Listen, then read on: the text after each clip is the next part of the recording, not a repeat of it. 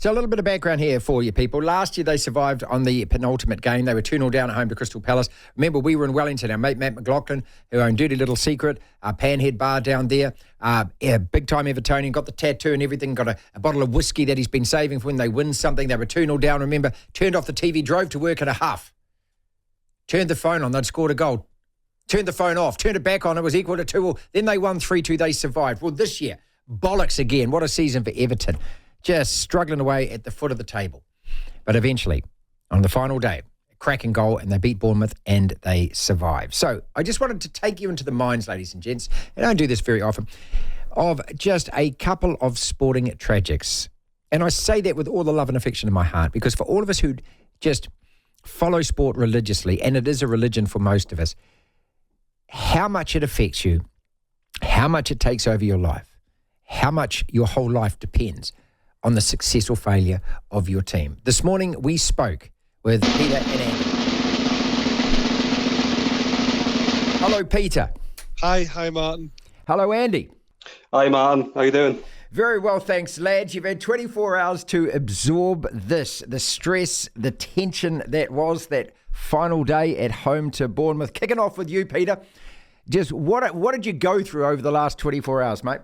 Oh, every emotion you can think of. Anxiety, nervousness, excitement, knowing that one goal and, we won't get over the line. Just every emotion you can think of. And then ultimately, in the end, relief that we just about made it over the line. Andy, is that how you felt as well? Is it overwhelming relief? Yeah, I'd definitely say that was the key word. Something that we shouldn't have gone through again after last year, and the relief that we had at the end of the season. But when it come down to yesterday, it was just about getting the 3 points, getting safe, and we, the team pulled through and they done it. And yeah, just that feeling at the end of the game of pure joy and relief. Hopefully, we're never in that situation again. But we wasn't, and we pulled through, thank God. Look, I want to talk to you both about that in a couple of minutes, just about the fact that you are a club that shouldn't be doing this year after year. And I know that there's been, a lot of questions asked about management, about transfers, about wasted money, all that kind of stuff. But I just want to go back to yesterday, because I was watching the highlights last night, Andy. I'm sorry but I mean, from a distance and looking at, from the outside in, I mean, we don't feel exactly the same as what you felt. But when that last volley went and Pickford made that save at the end, because Leicester, did you know that Leicester were winning at that stage? Yeah, so it circulated around. People who were watching the game, everyone was quite well aware where things were up to. And I'm sure at Leicester they were doing the same thing. Even though it was about us and about us getting 3 points in the handle and what we had to, you couldn't help. It was very natural for us to be keeping an eye on what's going on elsewhere, because we knew how crucial that was. But yeah, it was just, I can't really put into words actually that feeling towards the back end of the game, especially 10 minutes added on, all of our heads in our hands. But yeah, we managed to do it, thank God. Peter, you've been to Goodison, you've experienced all kinds of amazing things. How different is this, feeling and, compared to like if you win a cracking game or you win a trophy or something like that? Do you know what? The strange thing is we went through something very similar last season, although it was the penultimate game. So we did have another game after it. Whereas last season, there was a lot more enjoyment out of it in terms of, okay, it's the first time in years we've had to battle relegation. It won't happen again. I think because we've had to go through it 12 months later, I think there was a lot of anger. And, every emotion I described earlier and the overriding feeling was relief. This time around, I think for a lot of fans, it quickly turned into anger because there's no way a club of our size should have been in the position. And that's not coming from a place of arrogance. We deserve to be where we were because we weren't good enough. But we've had the resources and the tools to be much higher up in the table. And ultimately that comes to the people at the top of the club. But in terms of this game, relief. I mean, there was grown men in front of me crying when the full-time whistle went. I had to persuade the fan in front of me not to leave. The last 10 minutes, he wanted to go for a walk. I said, we've all got to go through this together. You know, you don't get away that easy. It was so tough. And if you're not into sport or your football, it can sound a little dramatic, but in the city of Liverpool, Everton and Liverpool is life, and it's born, it's in you from day one, red or blue, and you live it.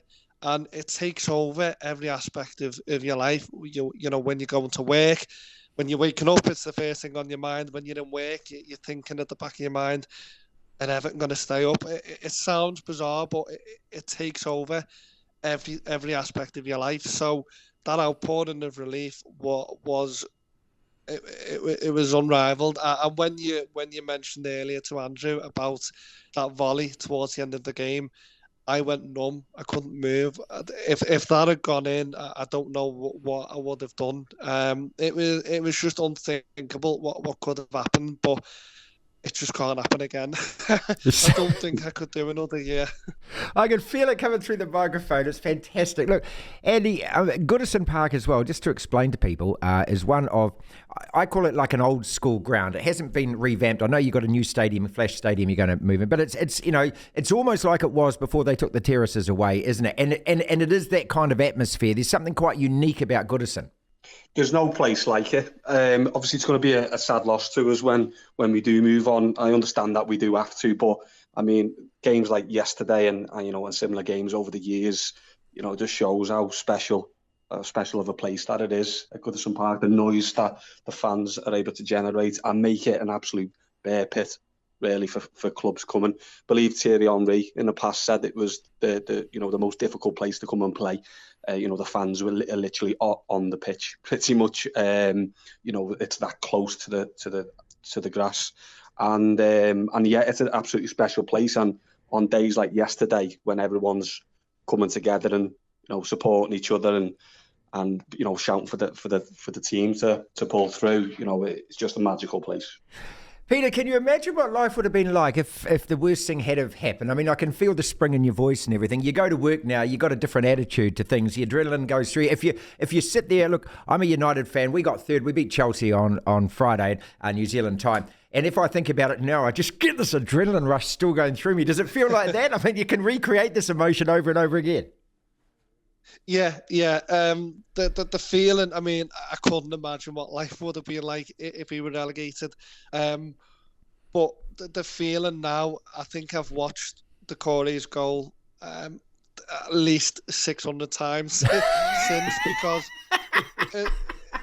it's you relive the feeling, because obviously at the time when you're there, you can enjoy it, but also, you know, after the goal goes in and it settles down, right, you've got a good half an hour to hold on, whereas now you can watch back and, you know, okay, I'm still a little nervous watching it back, but, you know, we got the job done. So it was an unbelievable feeling. But as I say, you know, for the size of our club, and I don't want to come across as arrogant. No, you're right, mate. You're right. Right. Yep. You know, you've got to earn. You've got to earn the right to be in the Premier League. It's so competitive, but we've had the resources and the tools to do so much better, and I don't want ourselves to go through it again, because there's a younger generation coming through, and it's been a long time since we won silverware. And, you know, the younger generation coming through, I couldn't imagine sharing a city with Liverpool if we were in the second division. It's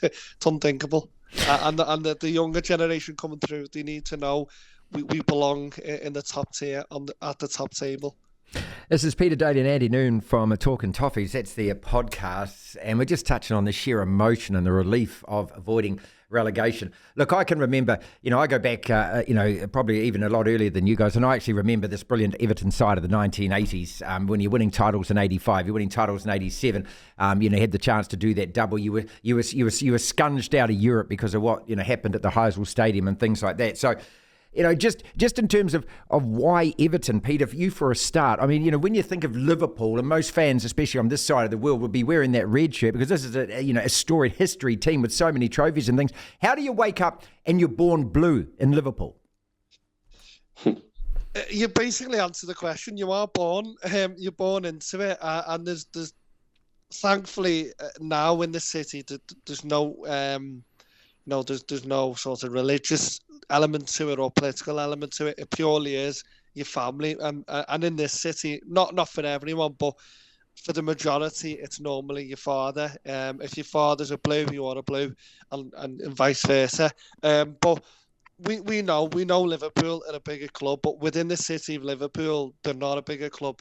And in terms of season ticket holders, when the COVID restrictions eased, that come home to roost. Where the majority of season ticket holders within the city at Everton, within the city, you're talking about 30,000. Where at Liverpool, it was about 5,000 from the city. So within the city of Liverpool, yes, they are a bigger club in terms of honours and where they are at the moment, but we're a proud bunch. And in our biased blue eyes, there's no club bigger than Everton. And as I said earlier, it takes over every aspect of life. And yesterday it was people's livelihoods were on the line, literally, in terms of people working at the club. Had we been relegated, there would have been a lot of good people made redundant from a financial point of view. And within Everton Football Club, it is very much a community-based club where you do get to know the people, which is probably uncommon for a Premier League club, but you do get to know the people within the club. And we've got a good relationship with people within the club, and their jobs would have been on the line had we been relegated. So it is a special club, and that's why we felt it so much going through what we've had to go through. But yeah, we're on the other side. We're out the other side of it now, and yeah, just hopefully we never go through it again. And once more, it's been too long since we've won a trophy. I mean, we've got to walk before we can run after yesterday, but the next step needs to be climbing the table and bringing the real good times back to Goodison Park. Finally, with you, Andy, same thing. Is it just talk about how you became a Blue, mate? You pretty much what P's just said. I'm, my father's an Evertonian, so I'm an Evertonian. I've got 4 older brothers as well. They're all Everton, and it's just something you're born into in the city. Obviously, as P said, not everyone. That's the situation for, but usually it does run in families. And second, everything P's just said there about what it means to the city, not just Everton Football Club, the city as a whole. Obviously, we're moving into a new stadium on the waterfront, which is going to be fantastic for us as fans, but fantastic for the whole city, and has been with the amount of jobs that it's created. So, it really would have damaged, the city if we would have got relegated yesterday. So it just means so much to all of us. And I'm just delighted that we managed to. But yeah, days like yesterday, we shouldn't be celebrating, as Sean Dyche has said after the game. We shouldn't be celebrating things like this. We should be going for honours, and we a lot higher up the table. But I think that the plans need to be in place now. The club needs to be looking at putting a structure and putting a strategy in place in order to address the issues that have been going on. So we're not in this situation again. No fan in that stadium yesterday. The fans have been travelling home and away all season, as they always do, in amazing numbers, and they deserve so much more. We all deserve so much more. So a lot's got to change at the club. Andy and Peter, terrific, mate. I can feel it in your voices. The emotion is right there. How long is this going to last, lads? Finally, how long is it going to last, Andy, feeling like this? Hopefully not much longer. I think we need to get back to, pushing forward now. Obviously, it's been a very stressful time for all of us, so that relief's still coming out. I'm sure it will be for a couple of days through the week. But I think, hopefully, now that stress can leave us, and we can start, enjoy time with family, enjoy time with friends, and enjoy the summer. But I think from an Everton point of view, I think we're all wanting big changes at the club. So that needs to be the focus now, in my opinion. I think we need to really be keeping that focus there on, what's going on at the club from the top, rather than sort of with the threat now gone, rather than letting that go and pass.